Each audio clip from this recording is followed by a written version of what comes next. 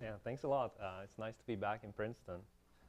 Um, I will actually talk about um, why it's hard to design mechanisms that motivate people to tell truth about money. So, um, okay, so this has two parts. Actually, the first part is joint work with Shadin Dukmi, who was a student at Stanford. Now he's at Microsoft. And the second part is with Shahar Dobzhinsky, who is at Cornell. And he's heading to the Weizmann next year, I think. So combinatorial auctions, what is the setup? We have some items and we have some agents, and we want to allocate the items to the agents, or rather sell the items to the agents. And we would like to do that while satisfying three different properties. So the first property is that we would like to do that in a way that actually motivates these agents to tell us truly what they think about the value of these items, how much they value these different sets of items. And number two, we would like to do that in a computationally efficient manner.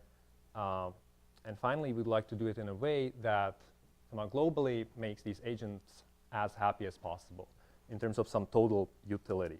I will make that more precise, but let me first illustrate it on an example that you have seen most likely, which is the case of selling one item. If we are selling one item, we know basically what to do. The solution in this case is the second price auction. So what do I mean by solving this problem? Here we want to sell one item, and we assume that each agent internally has some value for this item, some price that he's willing to pay. And we would like to ask their agents to tell us how much they're willing to pay. And then we would like to do something, compute something in general, and then announce the result of this mechanism. So what the second price auction does is that it collects these bids from each agent. It collects a number, and then it will allocate the item to the guy who's willing to pay the most, but it will charge him the second highest value. So I just want to illustrate the three properties that I mentioned on this simple case. The most interesting property is the first one. The point is that these agents, knowing how the mechanism works, they know that the best strategy that they can follow is to report the actual value of the item, the true value that they're willing to pay.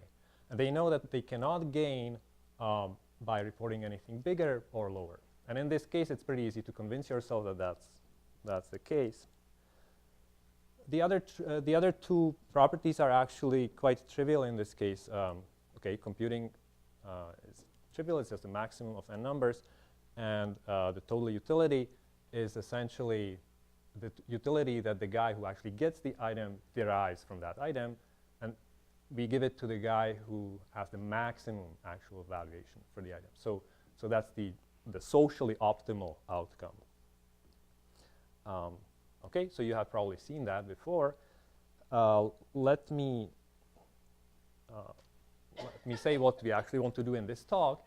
The meta question here is there something like this mechanism for the case of selling multiple items at the same time? And why are people interested in this? Actually, I'm not the best person to ask, but there are these two big applications that motivated this line of research. One is Google AdWords.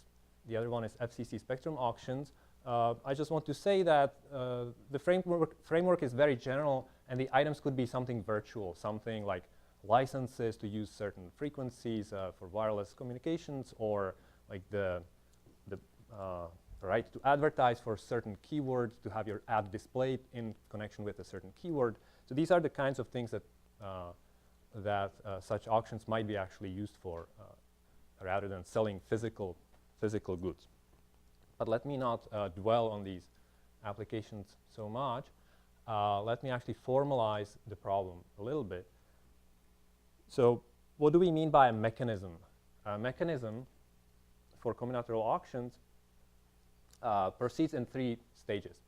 First, we collect some information from the agents about how they value these different items. And in general, the reason why we call this combinatorial auctions is that the way agents value these items can be an arbitrary set function, in the sense that every set of items can have some value for the agent, and a priori we don't assume anything about how these values might be related.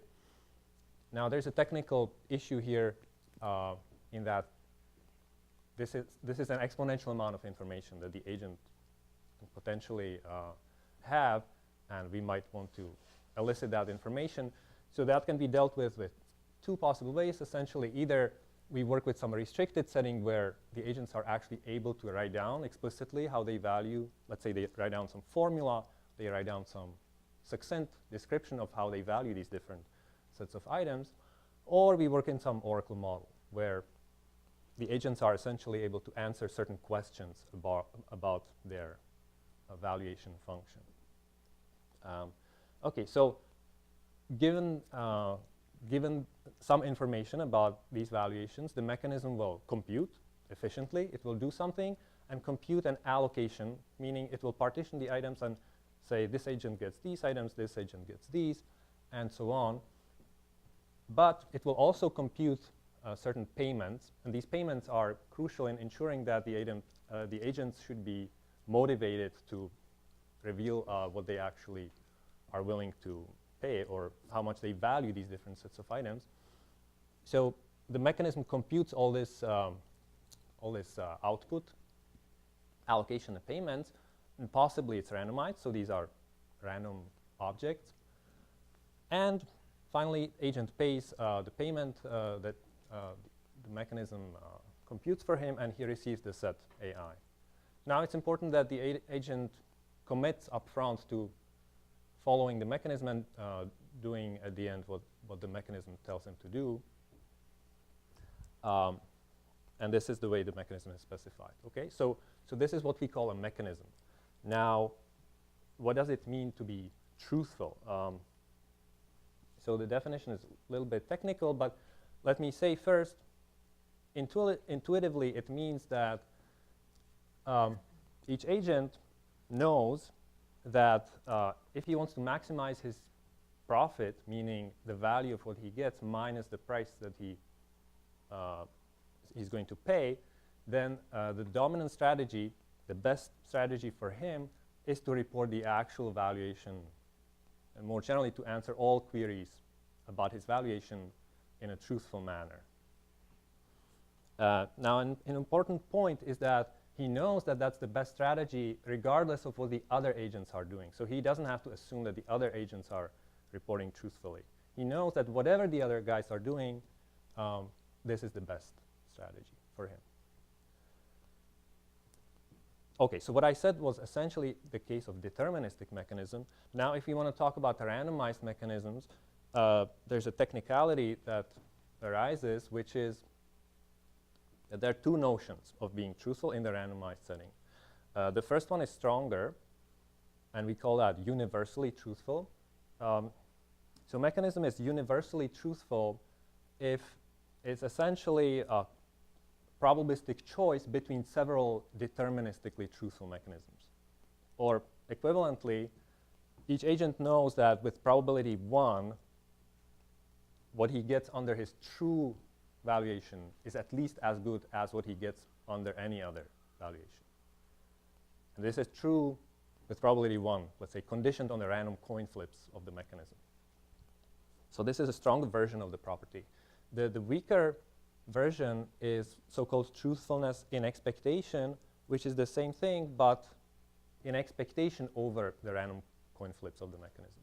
So here we only assume that somehow on average each agent knows that the best thing for him is to report the truth, but it might happen sometimes for certain coin flips, it might happen that he's actually better off doing something else, but we only enforce the property in expectation.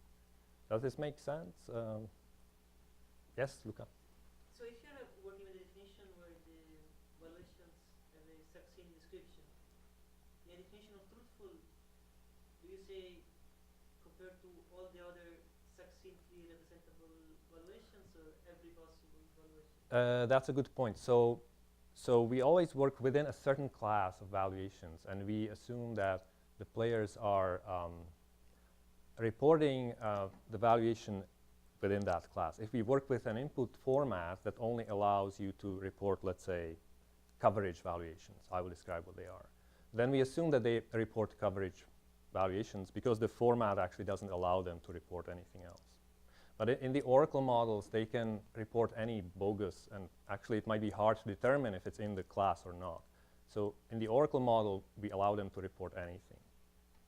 But if you allow, say, arithmetic circuit as a representation of Yeah. the evaluation, Yeah. then you'd also have to put a size bound. But then Uh-huh. somehow it seems that any particular threshold would be a bit arbitrary.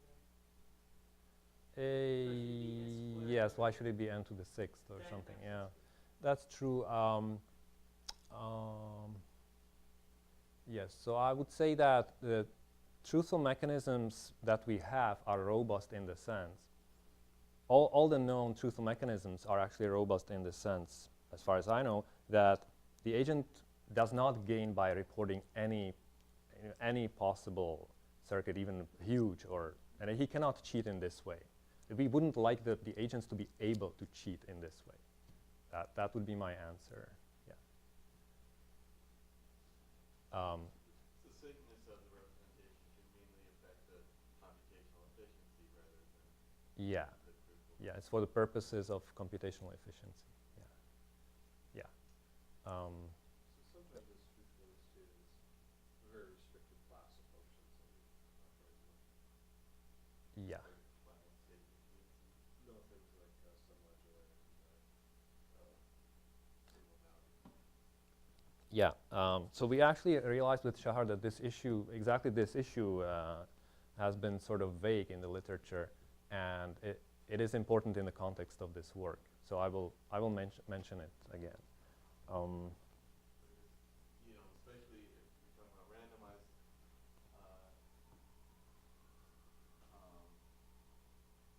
strategies, then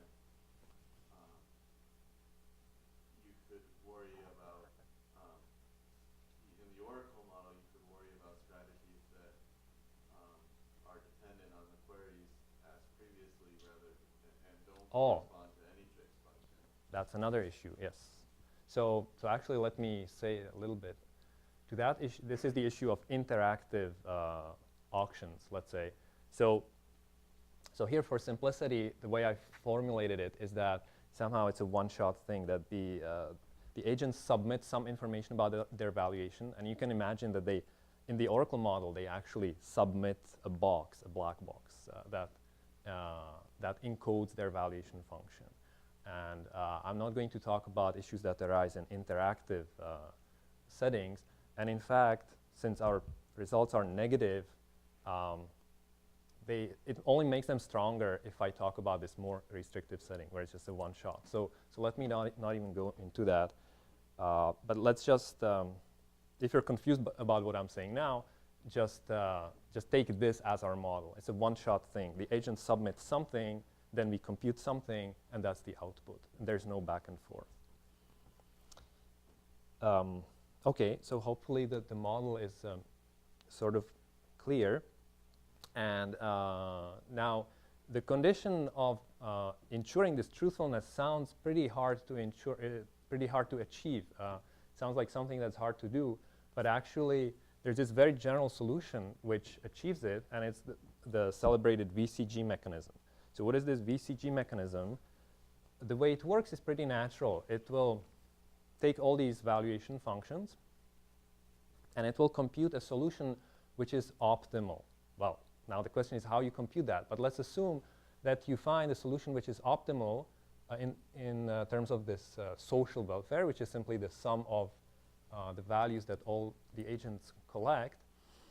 And then there's a way to define payments, prices, such that this mechanism is actually truthful. And what are these payments? It's quite natural. You actually charge each agent somehow the damage that he causes to the other agents by participating in the auction. And it's simply the difference between the optimum for all the players and the optimum if that player is taken out. So I'm not defining it formally here, but it's quite natural. And this is a classical result in economics. So you could say the problem is solved, but for us it's not solved because it doesn't satisfy the third property. This is not, typically this is not computationally efficient. And of course the problem is here, computing the socially optimal solution is typically NP hard. So let's be a little bit less ambitious and let's say that we want a mechanism that computes a solution which is at least approximately optimal, and it's truthful, maybe an expectation, we will see, and it's computationally efficient. So this is, considering the computational hardness of the problem, this is probably the best we could aspire for.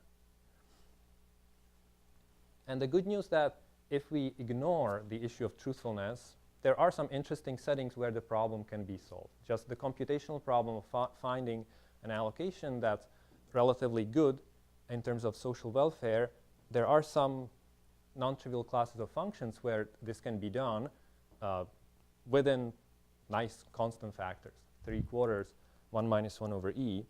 So let me describe what these classes are. But for general valuations, if you just take any set function without any restriction, it's understandably very hard, and there's not much we can do. So what are these classes that allow us to do something positive? I mentioned 3 classes, and in fact, 2 of them are subclasses of this class, which is the class of submodular functions, which also has a natural interpretation in terms of economic value. Submodularity means that somehow the more you get, the less you're willing to pay for more stuff. And formally, for any fixed item, if you compute how much value it adds to some set of items, it cannot add more to a larger set. That's what it means. If I add it to S, it might add more value than when I add it to T, but not the other way around. And I already mentioned the representation issue. This is a class of function defined by some property, and actually there are many such functions, too many to be represented explicitly. So if we want to talk about submodular functions in general, we typically work in some oracle model. And the most basic oracle model is the value oracle model, where we can only ask, what is the value of this set? Tell me what is the value of this, and the oracle answers. But some subclasses of these functions can be represented explicitly. And I should say what I mean exactly by that. I mean that for each function, there's a compact description, polynomial size string, that describes the function in the sense that given that string, I can actually evaluate the function efficiently, right? It would be, yes? Are those functions also monotone, or could it be that? Oh, yes, sorry about it. Yeah, that's, in this setting, we always assume that the functions are monotone. The more items you get, you cannot decrease the value of the function by adding more stuff. Yes, there's also work on non-monotone submodular, so I should have mentioned it. But in this setting, it's natural to assume that it's always monotone. So I will stick with just the monotone case. I should mention that the problem can be solved within some constant factor. I think 1 over e is currently known for non-monotone submodular. So it's still a constant factor, but I think the interpretation is less natural. Anyway, I will talk only about monotone functions. So this is some fairly general class, but there are some interesting, more specific examples that are sitting inside this class. And one example is the case of coverage functions. So what is that? Coverage functions are associated with some set system, and now the items are associated with these sets. So you can imagine that the items are actually the index set by which we index these sets, and the value of a certain set of items is the size of the union of the sets indexed by items in my set. So this is kind of natural. Let's say these items fulfill some of my needs, and there's some overlap between how different items do that. So I might be able to represent it by this set system. So that's an interesting class. And one more class that I want to mention is one that has been used mainly in the setting of ad auctions. The application Google AdWords that I mentioned, which is in some sense very simple. It's almost like additive functions. The values just add up, but they only add up to a certain budget B. So it's the minimum of an additive function and some constant B. And obviously these are both submodular functions. That's quite easy to see.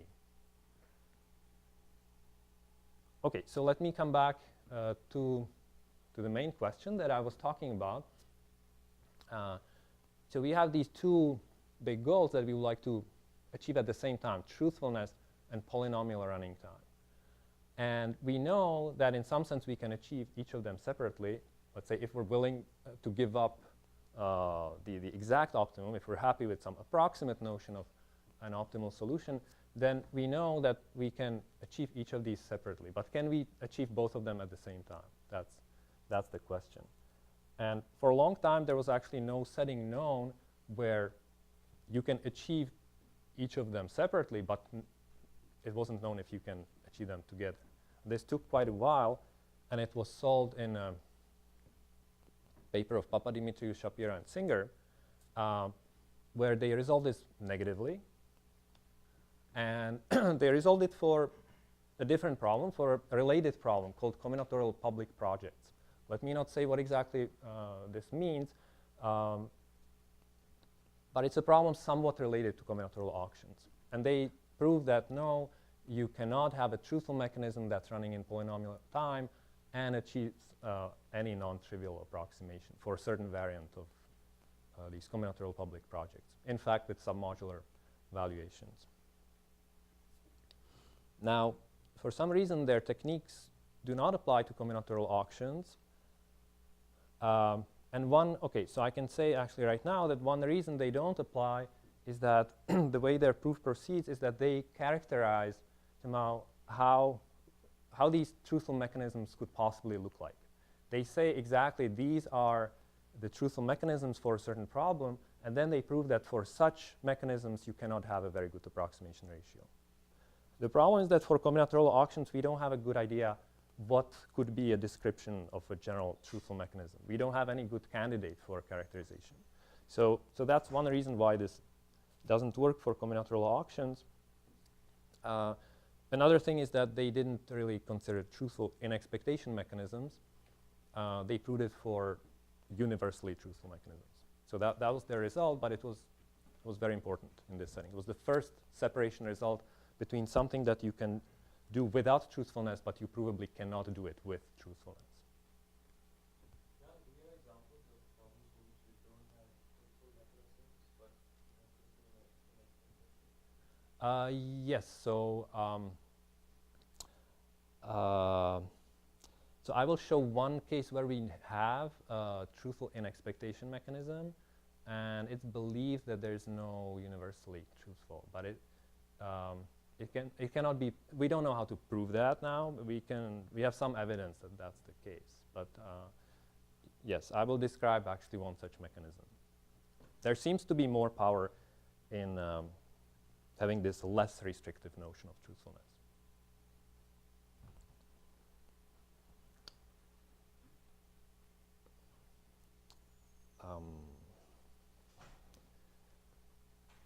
Okay, so what do we know about combinatorial auctions? Now, this has been the work of basically the last decade. Like in the last 10 years, there has been work on this. And for a long time, the only thing we knew is that it seems hard to design truthful mechanisms. Somehow, the results for truthful mechanisms have been substantially weaker than what we know if we just want to approximate without any notion of truthfulness. So for combinatorial auctions, currently the best algorithm, the best mechanism for submodular valuations is the following. It's a logarithmic approximation. And there's another caveat here. It works in a stronger Oracle model where we assume that the agents can answer something called demand queries. They can answer queries about like what is the best set that you would buy under certain prices. So actually for certain settings, we assume that the agents are able to answer NP-hard questions.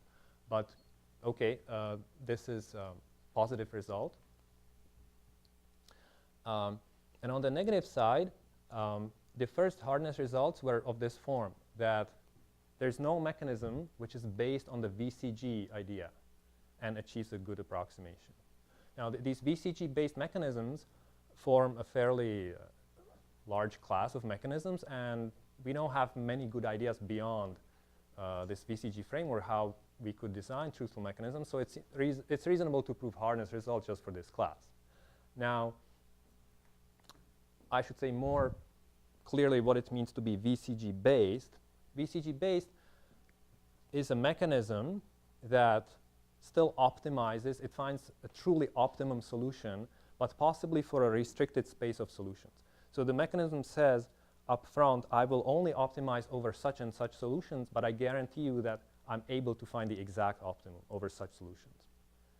And once you have a mechanism of that type, you can still put these VCG payments on top of it, and it still works. So essentially, if you have an algorithm that achieves a good approximation by only looking at a restricted space of solutions, and within that space, it finds the exact optimum, then you're done. Then you have a truthful mechanism. The subspace, the subset of possible allocation can't depend on the valuation? Exactly, exactly. You have to specify up front, I will optimize over all allocations such that something. And then you collect the valuations and then you compute something. Yes. So that looks promising on the one hand. On the other hand, we know that there are these negative results, that essentially any VCG-based mechanism that uses only polynomial communication between the agents can only have a very bad approximation ratio. And even for these more specific classes of valuations, budget additive and coverage, it was proved that you cannot have any approximation ratio better than like square root m, where m is the number of items. So these mechanisms don't seem to do the job. Now, as I mentioned, in some settings, this sort of proof actually finishes the whole thing, because it can be proved that all truthful mechanisms are of this type, but not for combinatorial auctions. That's actually the way the proof for combinatorial public projects went, was that they proved that all truthful mechanisms are essentially of this type, with some technicalities, and then you prove that for these mechanisms, it cannot work. But for combinatorial auctions, we don't know that. What about the positive result? Is it Good point, good point. So this one is actually not VCG based. It's some other kind of ad hoc mechanism, which doesn't fall in the framework. So it even seems that there might be other interesting solutions out there. Okay. But recently, there has been more progress. So first, Dobzhinsky proved that if the valuations are submodular and you can only access them using this value oracle, then no universally truthful mechanism can get a good approximation. And the proof is somewhat different, and I will come back to this because it forms actually a component of the new work. And on the other hand, there's a very nice truthful and expectation mechanism found by Dugmi, Ravgarden, and Yan, which works for these coverage valuations, which looks like a fairly large class inside submodular valuations. And it gives the optimal 1 minus 1 over e, which is optimal even if you don't care about truthfulness at all. So that's quite curious. And it's a very nice mechanism, which I will actually describe here. So this is what I mentioned when I said that there is a mechanism which seems to achieve with truthfulness in expectation what we cannot seem to be able to achieve with universal truthfulness. So in this table, it looks like if anything is a constant factor, the constant factor is 1 minus 1 over e, so that's nice. Or things get very bad. And we don't know this area in between, but that's actually the subject of this talk. So what we prove, this new work, that unfortunately even truthfulness in expectation is not enough to do well for submodular evaluations. Okay.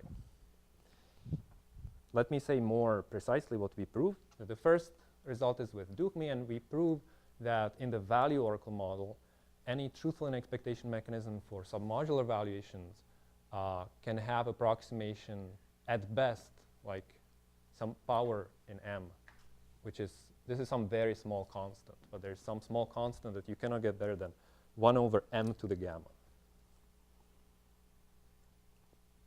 And then with Dobzhinsky, what we did was essentially take these hardness results in the oracle model and turn them into computational hardness. So I will describe what this means.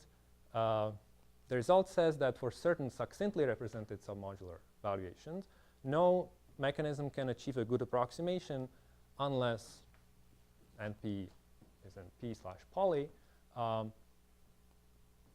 But I can tell you that actually the valuations that we use here and here are exactly the same. It's only a matter of encoding the valuations in some succinct manner in a way that makes it still hard to design a truthful mechanism. So this is very new, and I will come to this at the end of the talk.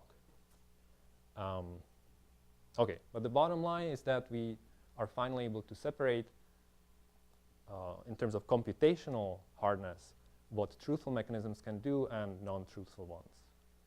And even for truthfulness in expectation, which seems more powerful. Is it easy that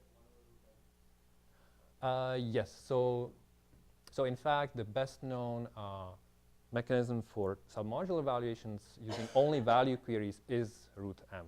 It's a little bit tricky, but this was done by Dobzhinsky, Noam-Nisan, and Shapira. So square root m can be done truthfully. And is that hardness of p-time related in some sense to the combinatorial project and stuff? Not really, not quite. So you're talking about this result. So this result is a reformulation of Shahar's earlier result. First, he had a result for universally truthful mechanisms, and this is the same result reformulated in a computational hardness setting. So essentially, the general tricks that we found to turn the oracle hardness results into computational hardness, they work for both of these results. You can do the same thing for both of them. This is essentially Shahar's earlier result in the computational setting. But no, I don't see a real connection between the square root m and the mechanism that they have.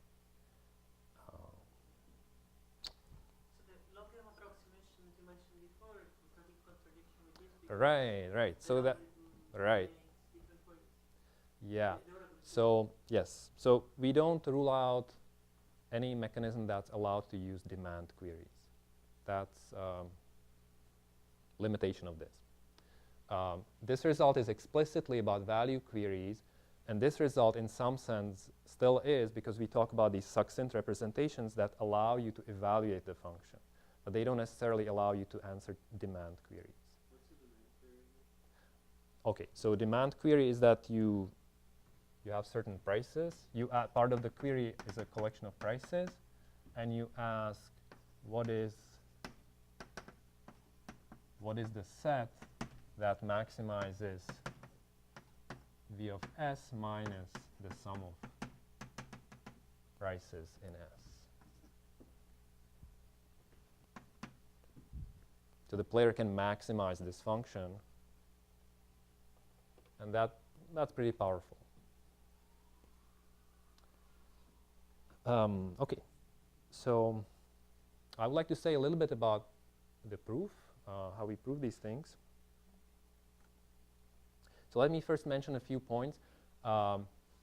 If you have seen some of the work preceding this, let me let me note a few things that are different here. So as I mentioned, we don't give any characterization of what these mechanisms might look like, and we really have no idea what could be a description of all truthful in-expectation mechanisms. We don't know that. Also, in contrast to this result for combinatorial public projects, we don't talk about the complexity of the range, or somehow the range is, let's say, all the solutions that the mechanism can possibly output. In the case of deterministic mechanisms, this is some combinatorial object. It's like a collection of sets, family of sets, and we can talk about some combinatorial properties of this collection of sets. In particular, they use the VC dimension, Sauer-Schella lemma, stuff like that. So in the case of truthful in-expectation mechanisms, we can't quite have these tools because if you want to look at the analogous object, it's something continuous. It's like some space of possible distributions over solutions.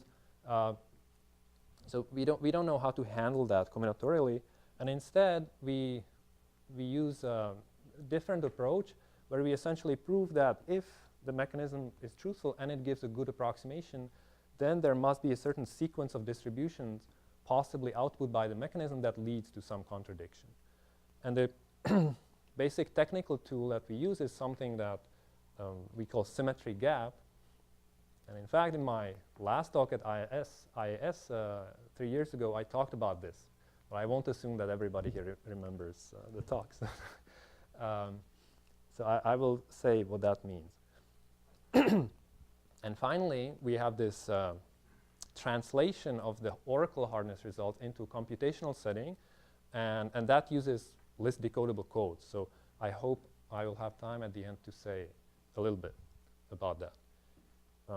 But first, let me talk about the Oracle model, because that's easier to think about. So in fact, let me start with the positive result that these guys had for coverage functions. Because the way this evolved was that we tried for a long time to take this mechanism and extend it to all submodular functions. And the reason it breaks down is the reason why we can prove the hardness result. So actually, you have to understand first how the mechanism works before I can explain the hardness result. And this mechanism is also very nice. I just want to explain it for its own sake. It uses the following connection, and this is pretty general. If you can take your discrete problem and replace it by some other problem that you can solve optimally, then you are in a good shape because it looks like you can use this VCG framework. And the particular way that they replace the problem is that they replace it by a concave maximization problem. So they replace the objective function by something continuous, and they define it in a way that actually turns out to be a concave function. And the problem is translated into optimizing some concave function over a polytope. And that can be done optimally, up to some technicalities. But I will not talk about the technicalities. Let me explain the high-level picture. So we replace the problem by a continuous one. And what is each point? What is each fractional solution in this continuous problem? It's a distribution over solutions, distribution over allocations. Now, since we can optimize a concave function over these distributions, that means that we can put VCG payments on top of the whole thing, and we obtain a mechanism which is truthful in expectation. You just have to go through the math to see that everything will work in expectation. But instead of deterministic allocations, we work now with distributions over allocations. Ignore truthfulness for now.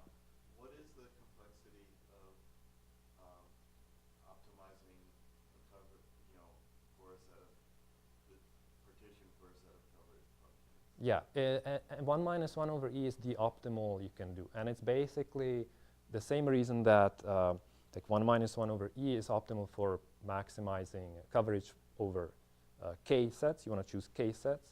So Feige proves that 1 minus 1 over E is the best you can do. And it's essentially the same reason, same hardness. So 1 minus 1 over E can be done, and it's optimal without truthfulness. So these guys basically find a different way to achieve 1 minus 1 over E, which is formulated in a way that allows you to put it inside this VCG framework. And that actually seemed very promising because it seems like there could be some black box reduction going on here. Like you can take a problem and translate it in a way that makes it something you can optimize over a sub-collection of distributions over solutions. So you were like hopeful that anything that's done by a certain kind of relaxation and then randomized rounding? Yeah, yeah, yeah. Yes, so I should say we can also do 1 minus 1 over e for submodular valuations if you don't insist on truthfulness. But maybe there's a problem that that extension doesn't use linear programming. It uses something different.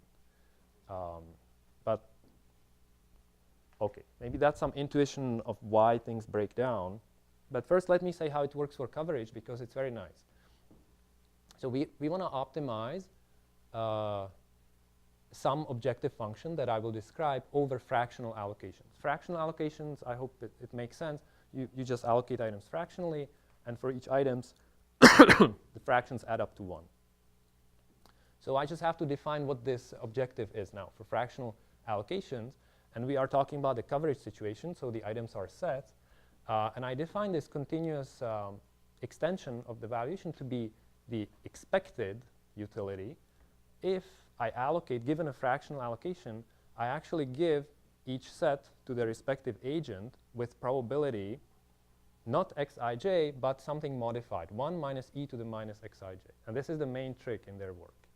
It would be natural to just give it to them with probability xij. But no, they replace it by this formula, and it just turns out that the continuous function defined in this way is concave. And I will skip the proof. It's a one-line proof. But this function as a multivariate function, it will be concave. And it just comes from the way these exponentials compose. And you get a sum in the exponent, and this is a concave function. So it's just beautiful. It's very simple. So since we have this problem that can be solved optimally, we can run VCG, and we have our solution. Okay? So the question is, why does it not work for submodular functions? And the answer is what you would expect. And the answer is that it doesn't work because the analogous function is not going to be concave. Okay? So that's not so surprising. But the question is, once we figure that out, how can we use that to prove actually that there's no truthful expectation mechanism? Okay, so the first step is to prove that the exact mechanism that they have for coverage functions cannot be implemented for submodular functions in the Oracle model. And what I mean by that is that this particular extension cannot be maximized. Now, we know it's not concave, but that doesn't mean that it cannot be necessarily optimized. Maybe for some other reason it still can be done. So we have to actually locate a particular reason why it cannot be optimized. And for that, we had to play with these examples of non-concavity and figure out one where we can actually prove that the function cannot be optimized. And how does that happen? Well, so now we're coming back to the idea of symmetry gap, which is a sort of general technique for proving that something cannot be done with submodular functions. And the particular functions that we use are not so crazy. They are quite natural. They are functions in the following form. Basically, you have two sets, A and B, and let's say these are the sets that I would really like to have. And if I get a set which is a combination of items from both sides, then there's a certain trade-off between how the value changes from A to B. And if I plot this function just restricted to sets of cardinality equal to A, which equals the cardinality of B, it will be some convex function like this. In fact, even when I look at the extension that this mechanism used, and that's actually a tricky technical point, even this extension, which has the tendency to make things more concave, even this extension is still convex. Okay, so now I have some function which looks like this, and when we have a situation of this type, it's actually a perfect setting for applying the symmetry gap trick, which I will describe on the next slide. We have some solutions which are highly skewed, let's say asymmetric, A and B, which are the actual optimal solutions. And the solutions in the middle are kind of bad. They're weaker. And whenever we are in such a setting, there's just some analytical trick that you can do. You can sort of modify the objective function in such a way that you flatten it in the middle. And what this does in the Oracle model is that any query that you ask will typically be in this medium region. And we will just accomplish that by randomizing the choice of A and B. And this is what I talked about here 3 years ago. I can only mention it very briefly now, but this can be done in some generality for any situation where you have some kind of symmetry. You can sort of do this trick. So in the Oracle model, you get the result that all the solutions you will ever see are actually in the middle. They are in this middle region. And that proves in particular that you cannot solve this continuous extension, the continuous relaxation of your problem. You cannot solve that within a certain factor, some number, I don't know, it's 0.9. Okay, so that's the first step. We prove that what they did for coverage somehow cannot work in general. So now we want to take that further and prove that there's no mechanism. Okay, so as step 2, I wanted to describe why or how we rule out all BCG-based mechanisms. Now, BCG-based means that the mechanism should take some range of distributions and provably optimize over that range. Now, how do we prove that no such mechanism can achieve a good approximation? Well, we actually take this symmetric construction and we apply it inductively on a certain sequence of partitions. Now we will work with some large number of players, and we will consider these levels where the ground set is partitioned into certain chunks, and we also have a group of players that's interested in each chunk, and it's like a tree. So I guess you get the idea. Now the bottom level is of this type. Basically, each agent has his own set that he wants, and there's no interaction between the agents. So at this level, we only use the argument that the mechanism should achieve a nice approximation, let's say C, some C approximation, and that implies that the mechanism should, in average, somehow allocate at least a C fraction of each set to the correct agent. That's some easy argument, just a base case of the induction that we will run. But now the induction will be based on the argument that I described before. So what is the induction going to be? So at each level, we will use the same picture, these valuations that I described. And what are we trying to prove now? So now this is the main idea. So let me try to explain that. Okay, so at each level, there are many players, there are many chunks of the ground set of items, but let's just concentrate on one of them. This is one pair of sets, which is sitting somewhere. It's a small part of the ground set, and then we have some agents who are interested in these particular sets, and they are interested through this valuation function that gives a certain trade-off between A and B, and sets that intersect like this. So the idea of the induction is that we know from the previous level that there exists some distribution in the range, meaning possibly output by the mechanism, some distribution which is pretty well correlated with the desired set of items for each player. It gives some reasonable fraction of the set that the player would actually like to get. That's an assumption, inductive hypothesis.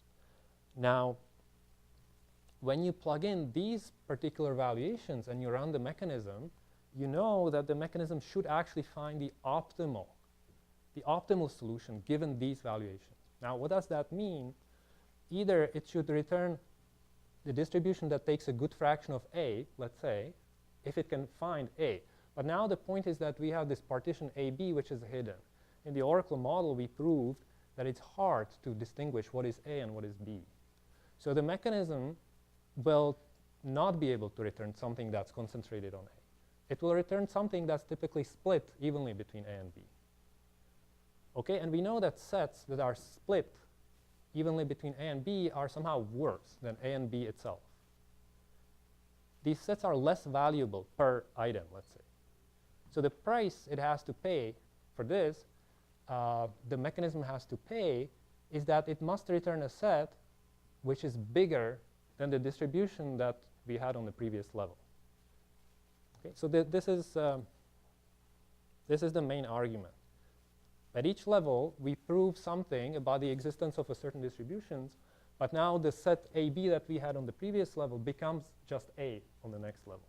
The sets grow, they double every time.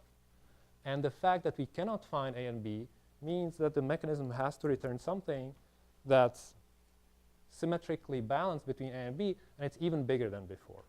Does it make some sense? The price for not knowing what A and B is, and the requirement that we have to find the optimal solution every time, forces the mechanism to return a distribution that, let's say, on average, allocates more items than the one we had before. So the global picture, let me skip, so I'm running out of time a little bit. Let me skip the technicalities, but the picture is like this. At each level, we prove the existence of a certain distribution in the range, means possibly output by the mechanism. And at each level, these distributions are getting bigger and bigger in some technical sense that I didn't describe. But we prove that basically after certain number of iterations of this argument, the mechanism would have to return so many items that you don't have so many items in the instance. You would just blow up, and you would have to return more than m items overall. So, so this is the inductive argument. And for now, I described it in the setting of VCG mechanisms. Now, the next step is how do you actually rule out all possible mechanisms? Okay, not all truthful mechanisms, let alone truthful and expectation mechanisms, are VCG based, but we are lucky here that Dobzhinsky already had a technique in his earlier paper which sort of bridges this gap. In some sense, what he does, he pushes the hardness into the question of maximizing for one player. So this gets a little bit technical if you want to do it, actually, but the idea is quite simple. The mechanism, in some sense, has to maximize something for each player. Given the valuation of the other players, the mechanism has to maximize the value minus price for each individual player.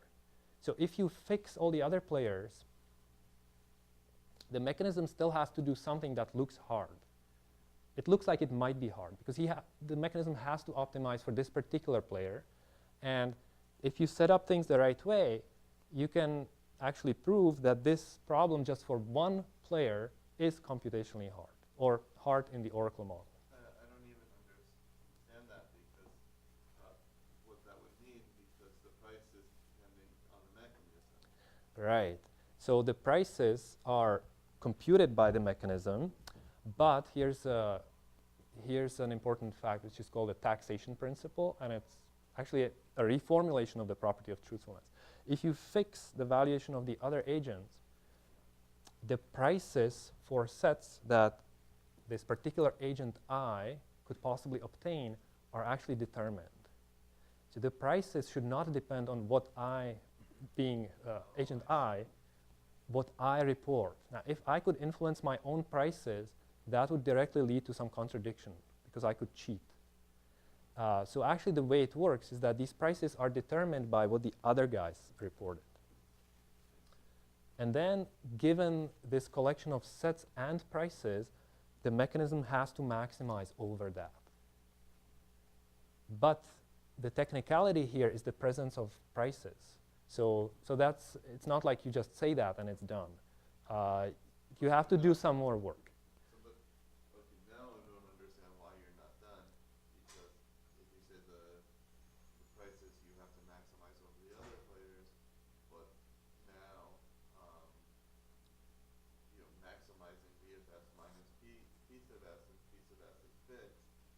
Yes, but it could be some crazy assignment of prices to sets that I don't have any control over, and maybe the mechanism sets it up in a way that makes it easy to optimize over. Maybe.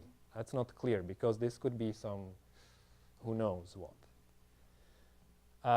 But fortunately, we're able somehow to take the whole machinery that I described and combine it with Shahar's idea and basically prove the same thing in his framework, including prices. So now it's more technical, but we prove that actually even restricting our attention to one particular player, it is hard to optimize for that single player. And it uses all the stuff that I described already, plus some trick to deal with the prices. And essentially, the prices you can deal with because whatever you prove, it's also true for the same valuations multiplied by any scalar multiplier. So you can somehow eliminate the prices using some kind of Farkas lemma, a Farkas lemma in 2 dimensions. But let me, if I may, let me say a little bit about how we turn the Oracle hardness into computational hardness. Do I have any time left, or it's finished? 2 minutes? Well, so you have between 2 and 15 minutes. Oh, okay. I don't want to keep you guys so long. No. Maybe 5 minutes. Okay, 5 minutes. You have 5 minutes. No, thanks a lot. Okay, so so this is okay. This part is more messy than what I said on the slide, but it works. So now we know how to rule out all mechanisms in the Oracle model. So now there's just one issue left. These are the valuations that we work with. They're very simple, but the whole point was that the partition of a certain set into A and B was supposed to be hidden, right? That was the whole hardness came from the fact the mechanism is not able to tell what is A and what is B. So certainly I can take this valuation and describe it succinctly on the input, but that's not hard because I know what A and B are. So okay, you could say that A and B is not defined explicitly, but it's actually the solution of some hard problem. I could say that A is some satisfying assignment to a SAT problem. Okay, you can say that, but it's cheating because that's not a nice description of the function, right? It's not a nice description in the sense that if I give you such a description, it doesn't allow me to evaluate the function. So I'm not able to determine what A and B are, so how am I able to evaluate the function given such a description? That looks like cheating. But we're able to actually use that and make it look like we're not cheating. We're still cheating, but a little bit less. So the point is that the partition into A and B will be given by a solution to some computationally hard problem, but it will be encoded using one more step in such a way that we can actually evaluate the function in the end. So the description of a function will include some formula. In fact, it will be a unique SAT formula, so we assume that there's either 0 or 1 satisfying assignment. That's some technicality that we don't like very much, but let's live with it for now. Now, there's also list decodable code present, and the purpose of that is to encode the satisfying assignment to that formula in a way that will define a function that we can actually evaluate. Okay? So there are several steps in the interpretation of what this encoding means. We have an encoding C phi alpha code C, which defines a certain function. It defines the same function that we had before. In fact, it defines the perturbed version of that function that I alluded to. And the way it defines it is that A is the encoding of a satisfying assignment to a formula using a list decodable code. Actually, for now, just think about some error correcting code. The reason for list decodability is technical, and Now, what do we want to have? We want to have the property that given this weird encoding of the function, I'm able to take that, and given a set, I can tell you what the value of the set is. Okay? So how am I going to do that? Well, the same picture again. I'm happy I can recycle this picture so many times because it's hard to make such a picture. Okay, so here's the point. The point is that you give me a set S, and you ask me what is the value of that set. Now, I have this underlying partition A and B, which is hidden, but it's hidden in a clever way that allows me to reconstruct it when I need it. Okay? So the nice thing that we have with list decoding is that you're able to determine a code word if you're just a little bit closer to it than a random set would. Right? There's some set of code words out there, and I need to determine what A is if the set that I have is a little bit closer to A than just being evenly split. And you cannot do that with regular decoding, but with list decoding you can do that. And actually, we don't even need very advanced codes. There are much more sophisticated codes out there. We can just take some vanilla list decodable code, and it has this property that if you have a set, now A and B are sets. I can identify them with code words, right? Let me just skip that. So if I'm a little bit closer to A than being evenly split between A and the complement, then the list decodable, the decoding procedure will give me some list of possible candidates such that A will be one of them. That's the kind of decoding that you have with list decoding. If you're a little bit closer than a random set, then you can already do it, right? So what you're saying, okay, is you don't know this unique satisfying assignment. However, you can take any, and you certainly don't know the error correcting code of this unique satisfying assignment. So you can take any message, okay, so any Yes. partition, and interpret it as a message and try to list decode. Uh-huh. If you fail, you don't know how many points are inside your, agree with your code word and how many disagree. But you know it's about 50-50. Yeah. You just don't care. I don't care. Yeah, exactly. Because I'm in the You just guess that it's Because I'm in the 50-50, middle here. Yeah. and you, instead Yeah. of computing this, you just estimate it as if it were exactly even. Yeah. If it's close to a code word, then you list decode, and then you can tell whether you're list decoding anything in your list of possible messages is the actual unique satisfying assignment. Yeah, you can check that. You have check some. that. Most of the time it's not. Yeah. And again, that means that you're about 50-50 Mm-hmm. in that region. Yeah. If it happens to be, now you know how to compute A and B. Exactly. Yeah. And then I can just plug into this formula that I had somewhere, and I can evaluate the function. Yeah. So it's it's a coincidence that the functions were defined in a way that depend on A and B only when I'm significantly biased. Yeah. Okay, it's not a coincidence because that's also the reason it works in the Oracle model. But somehow the same reason allows us to pull off this trick with the list decodable codes and just encode the function in a crazy way, I agree, but in a succinct way that describes the function, and you can also evaluate it. So that's pretty general.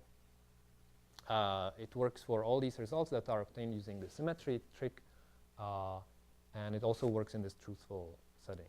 So that's what does the trick. Let me just finish with this slide. So this is how the different techniques came together. This was Shahar's paper. This was my earlier paper that I talked about here in 2009. Together they give the Oracle hardness for truthful and expectation mechanisms, and then with least decodable codes we get this computational hardness. And it also gives computational hardness that I didn't talk about for just regular optimization problems, and that's our new paper in stock. So, okay. So let me finish with that.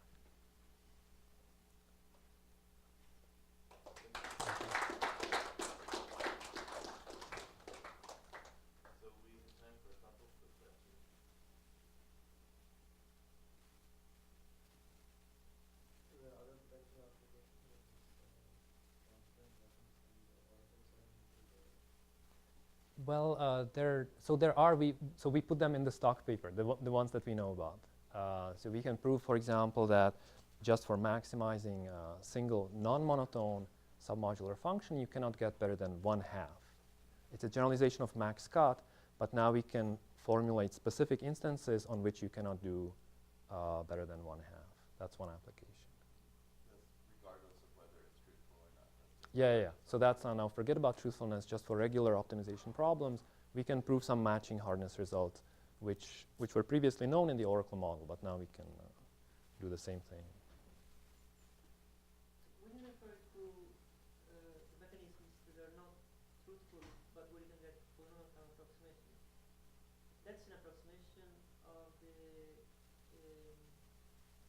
Social welfare. Social Social welfare, yeah. But assuming that the algorithm is given the true valuation. Well, yes. So when we talk about approximation, it means the result that we get if the agents actually behave rationally and report the true valuation, right? No, but so those are non-truthful mechanisms. Oh, but which ones? Like at this point, you can get like 1 minus 1 over e approximation. Oh, yes, just regular approximation algorithms. So they're just an algorithmic problem. Yeah. If you knew the true valuations, you could find the Yes. approximation. Yes. But Yeah. it's not all things right. Even if the mechanism is not truthful, if the agents act rationally, Oh. they will do something rather than something else. So Oh, you're saying maybe for some other reason it still works, that the agents, even though it's not truthful, given what they strategically report, maybe it still works. And it gives a good approximation. It might be the case, but I think it's not. For the known algorithms, I think it breaks down for some simpler reason. Yeah, but it's true that the property of truthfulness might be just one way to look. It's like the most ideal thing you would like to have. Maybe that's not the only possible approach. There is an argument for alpha Yes, I didn't say that. So we rule out even mechanisms that satisfy some approximate notion of truthfulness for some 1 minus epsilon, like satisfying the same property with the 1 minus epsilon factor. Or what if the majority is truthful? So you're saying I want a mechanism. So I don't gain anything by lying if not too many people are lying. I know, but it doesn't depend on what the other guys are doing. The property of truthfulness should be just about myself. It's defined to be truthful if I know that for me it's the best thing, regardless of what the other guys are doing. Now I assume that the majority. If you assume that, yeah, that I don't know. Yeah. No, well, sometimes there's this the revelation principle. Is that what it's called? That a Oh, lot of times you can convert things that are not truthful to things that are truthful. It doesn't apply all the time, and I can't recall. there's some general, yes. When it applies to, so you take a mechanism that's not truthful, and you just say, okay, so give whatever you're thinking about, give it to the mechanism, and that mechanism now will optimize on your behalf to lie. So you tell him the truthful thing, and he'll lie on your behalf. Now you have it. Now you kind of input the lying into the mechanism. You have a truthful mechanism. So sometimes you can show that anything you can do, you can truthfully. Yes, that's a great point, yeah. That's not always efficient. The issue, I think this doesn't address the issue of efficiency, yeah.